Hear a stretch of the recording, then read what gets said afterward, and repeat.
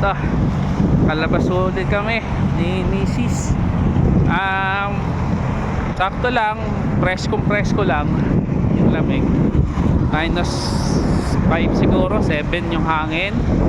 Tapos -1 siguro or -0. Palusaw na, mag-spring na siguro. Mag-spring na yan.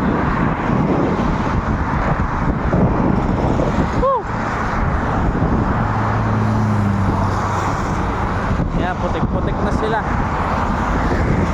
Putik na.